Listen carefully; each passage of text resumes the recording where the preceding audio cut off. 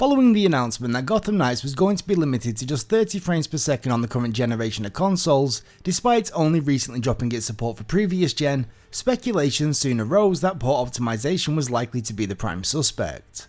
And unfortunately, just like its spiritual predecessor Batman Arkham Knight, Gotham Knights does appear to be plagued by a whole litany of performance related woes. In this video, we're going to be focusing exclusively on the performance and optimization, so bearing that in mind, if you're somebody that's already making their way through Gotham Knights and is happy with, or is at least willing to accept the level of performance currently on offer, then please don't allow anything that I'm about to say in this video take away the shine from your own personal experience. Whilst yes, the performance issues that Gotham Knights suffers from are substantial and most likely directly attributable to port optimization at multiple levels of development, at the end of the day, it's still just a video game, so provided that you're having a good time with it, that's all that really matters. During this video, we're going to be taking a look at each of the performance issues separately, but before we do that, let's start off by getting a better idea of what we are working with, and just as importantly, what is most likely not responsible for this game's performance limitations. All the footage in this video was recorded on our SAPPHIRE NITRO PULSE RX 6800 XT graphics card alongside the AMD Ryzen 7 5800X CPU with 64GB of dual-rank 3600MHz DDR4 memory, and the game was installed on an M.2 NVMe SSD.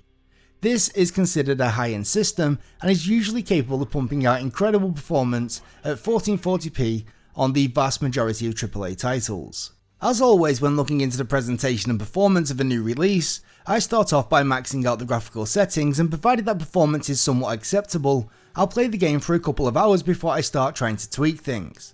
Right off the bat, no pun intended, you are introduced to the story through a rather lengthy pre-rendered cutscene. Quality wise, it's actually fairly decent, so it's a shame that at points it suffers from frame pacing issues. In the grand scheme of things, I know that this is a pretty minor thing to complain about, but since it's just the start of things to come, I do think it's relevant.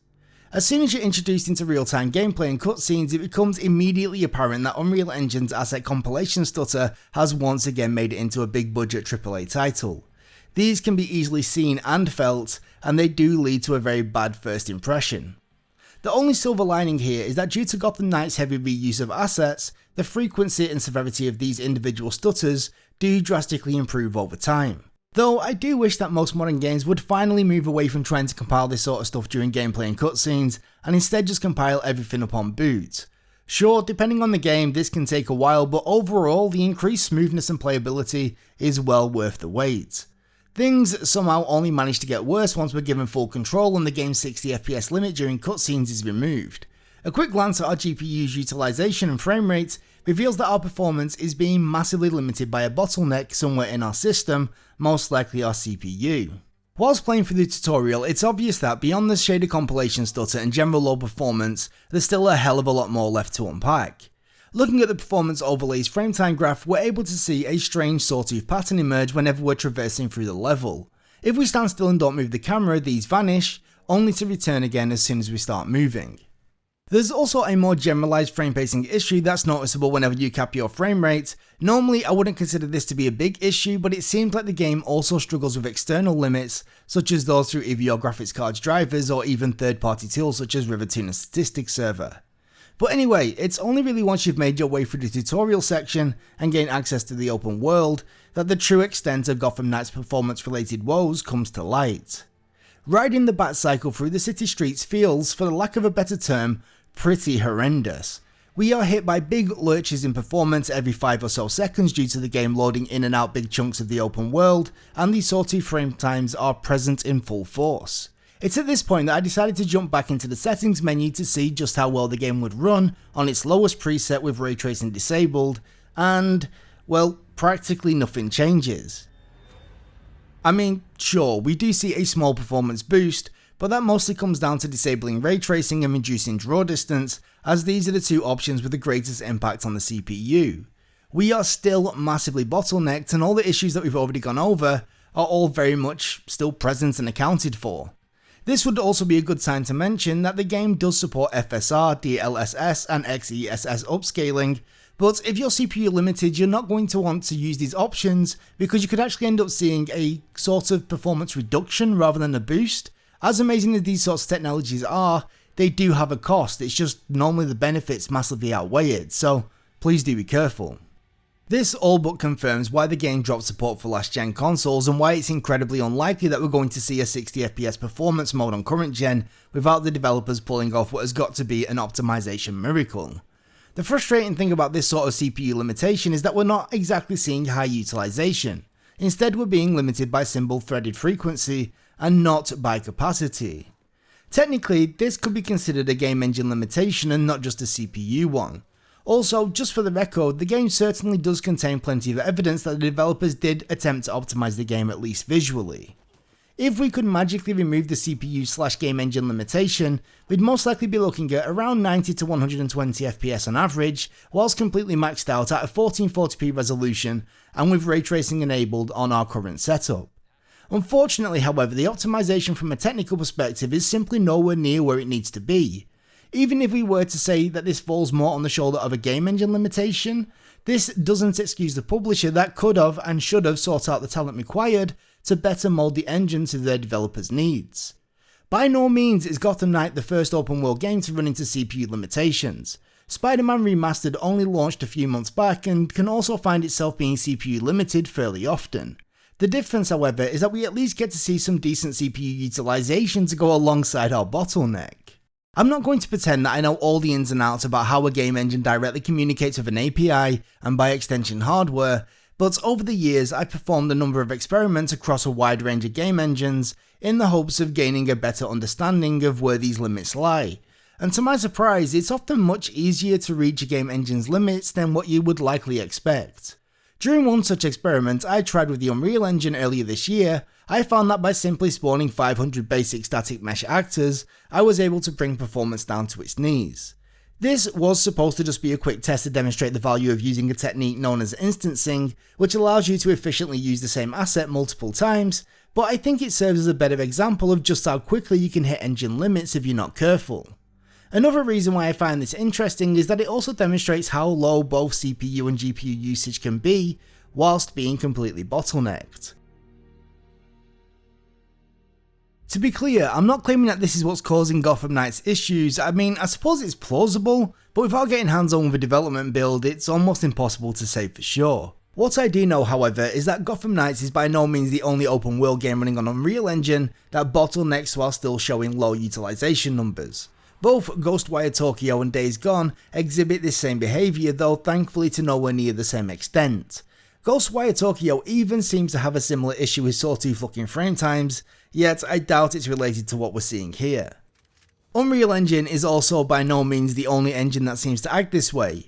Ubisoft's Dunia engine, which powers the Far Cry franchise, is also known to be incredibly dependent on single core performance.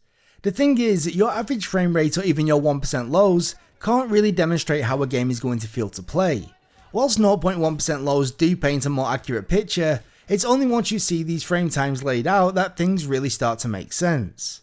This is because whilst more performance is almost always a good thing, consistent performance is almost always better. And to put it quite bluntly, Gotham Knights is one of the least consistent big budget AAA releases that I have seen in quite some time. The problem is, optimization can only ever be as strong as its weakest link. No matter what game you are playing, if your frame rate is uncapped, something in your system is going to limit your performance. If it didn't, you would quite literally have infinite frames per second. In an ideal world, your graphics card would be the component dictating performance. I say this because generally speaking, a game's graphical workload shouldn't really be changing that much from one frame to the next, meaning that your frame time should remain nice and tight, performance should be consistent, and you'll get a decent level of scalability when switching up your graphical settings. On the other hand, a CPU limitation, or maybe even a game engine limitation, can be the cause of multiple issues. A game's compute workload can change drastically each and every frame. This can lead to frame time spikes, increase the frequency of certain types of bugs, and massively limit performance scalability. A Plague Tale Requiem released the same week as Gotham Knights, and whilst maxed out at a 1440p resolution, both games offer up a surprisingly similar level of performance, and yet the two games really couldn't feel any more different. Gotham Knights' CPU limited nature leads to horrible frame time instability, whereas A Plague Tale Requiem being GPU limited offers a decent level of consistency.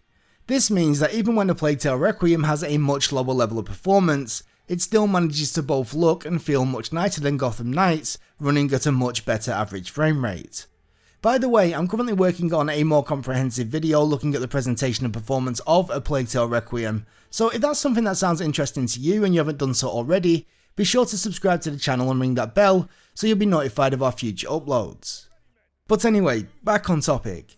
The reason that simply increasing base level performance is not going to be enough to save Gotham Knights from its woes is because the sheer number of additional issues that it suffers from, primarily being the sawtooth looking frame times and the world streaming stutters that I mentioned earlier.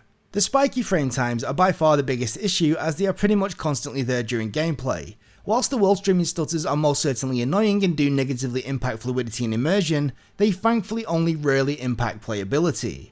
Fixing both would obviously be ideal, but the sawtooth frame time should definitely be the priority. Truth be told, it's the fact that these two issues even exist that indicate that it's highly likely that Gotham Knights was developed from the ground up around that 30 FPS console target, with practically zero consideration paid to any potential performance mode, as well as the entire PC platform. Which in turn also exposes where the developers' optimization efforts fall short of gamers' expectations. The single-threaded performance of the Ryzen 7 5800X is, let's say for simplicity's sake, somewhere around 40% faster than that found in the current generation of consoles. If those consoles target 30 FPS and they're being pushed to their absolute limits, we would expect that we'd be able to alleviate the majority of our performance issues by capping our frame rate to somewhere around 45. And for the most part, that appears to be pretty accurate, though it does seem like a 40 FPS limit may have been a wee bit more realistic. As soon as we make the jump towards a 60 FPS target, or even remove the frame rate limit completely, our frame time graph gets absolutely pounded by frame time spikes. This happens just over half a dozen times per second, they appear to be fairly consistent in length, and as a result, the game feels, well, horrendous to play. The real kicker is that whilst the frame time spikes would be bad enough on their own, Gotham Knights also seems to scale mouse/camera sensitivity with frame rate, causing extremely jerky camera motion on top of literal stutters.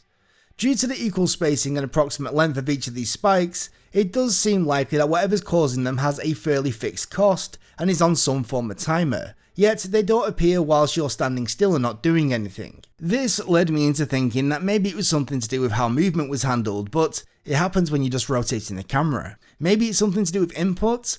Unlikely, because if you move without pressing any keys or moving the mouse, they still appear.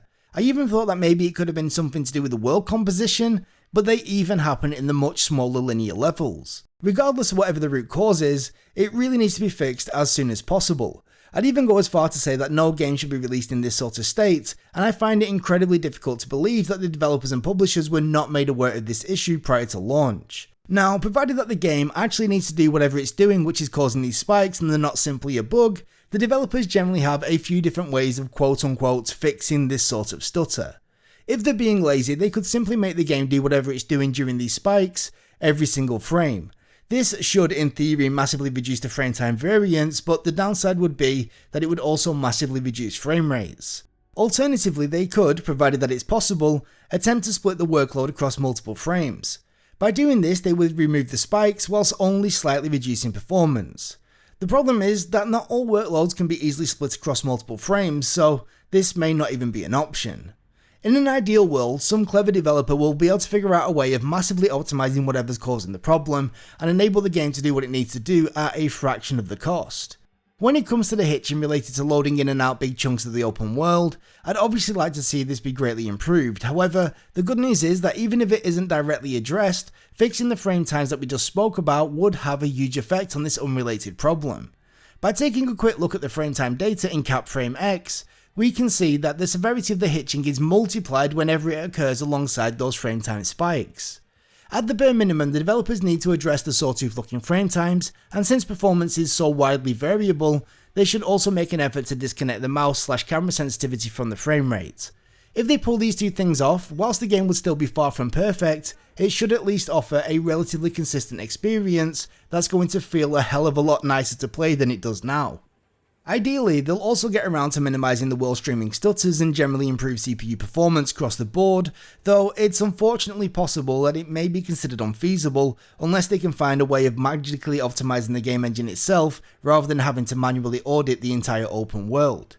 If you're watching this video and you're thinking about picking up Gotham Knights, I'd seriously recommend that you hold off until you hear from a reputable source that at least some of these issues have been fixed.